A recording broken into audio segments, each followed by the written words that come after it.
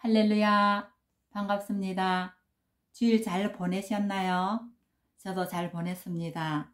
저는 지난 한 주간을 감사의 기쁨과 슬픔이 공존하는 한 주를 보냈습니다. 무엇이 슬펐냐고요? 이 슬픔을 얘기를 나누면서 대안의 어머니들과 한번 얘기를 나눠보려고 합니다.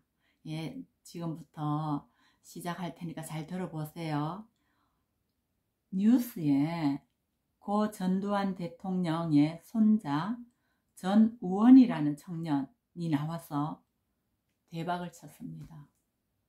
완전히 이건 정상적인 아닌 걸로 처음에는 보이더라고요. 그래서 내가 미쳤는 같다 이랬다고요. 근데 보면서 이 손자의 전우원의 말이 맞는 것 같다는 생각도 들고요. 왜 사람이 보면 얼굴을 보면 대충 그 사람의 영적 상태를 압니다. 눈을 보면, 그죠? 근데 이 청년이 하는 말을 들어보니까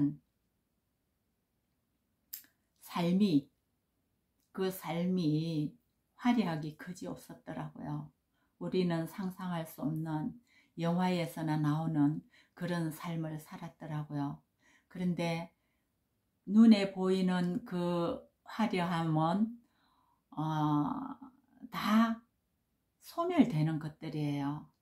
눈에 보이는 것은 없어지는 것들입니다. 물거품과 같이 사라지는 것들이에요. 그러나 눈에 보이지 않는 내 속에 채워야 될 것들, 사랑과 믿음과 또한 희망, 소망 이런 것들을 채워줘야 되는데 부모가 이 아들을 키우면서 그런 것들은 주지를 못했더라고요. 그래서 청소년을 지내고 청년이 되어서 이런 것들이 속이 비었으니까 무언가를 채워야 되지 않겠습니까? 그러니까 본인이 이야기하기를 약을 먹었다 그래요. 마약.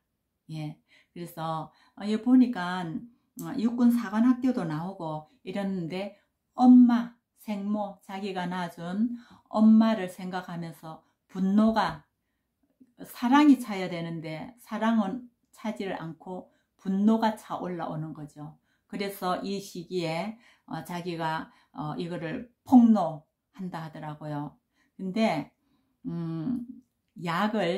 마약이죠. 약을 먹는 것은 자기한테서 마약 성분이 나와서 법적으로 잡혀갈 수 있게 하려고 먹었다 하더라고요. 근데 과하게 한꺼번에 먹다 보니까 소리를 지르고 어떤 일을 막 벌부둥 치면서 하더라고요. 근데 정신을 차리고 이렇게 이제 인터뷰를 하는데 우리나라가 막 난리가 났잖아요. 이래가지고는 그 가족은 이 아들이 우울증이 있고 정신병이 조금 있고 이러니까 이 말을 믿으면 안 된다 이런 식으로 가족들은 얘기를 하더라고요. 아버지가 전재용 씨잖아요.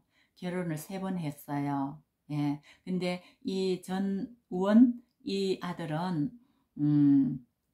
2번째 부인 최 씨라는 부인인 아내 거기서 낳았고 둘째 아들이더라고요. 근데 자기 엄마에 대한 사랑이, 아버지에 대한 분노가 이게 부딪히고 있더라고요. 사랑과 분노가. 그래서 엄마 얘기를 하면서는 울더라고요.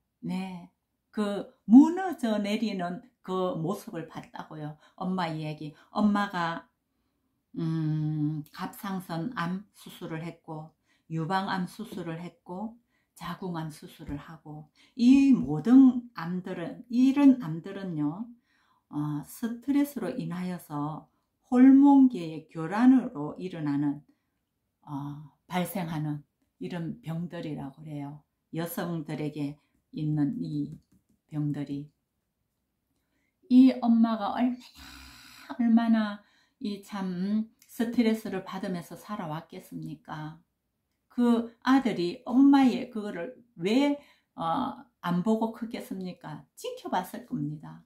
그러나 이제 아버지에 대해서 아버지를 전재용 씨 이렇게 표현을 하더라고요.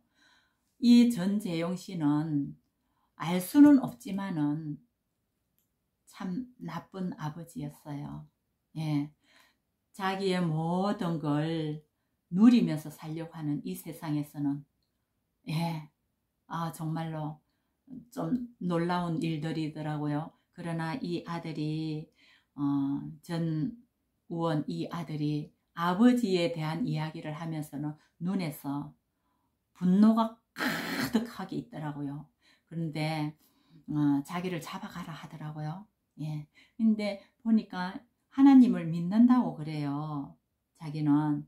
그래서 이런 걸 보면서 엄마들이 얼마나 중요한지 몰라요. 자녀를 키우면서.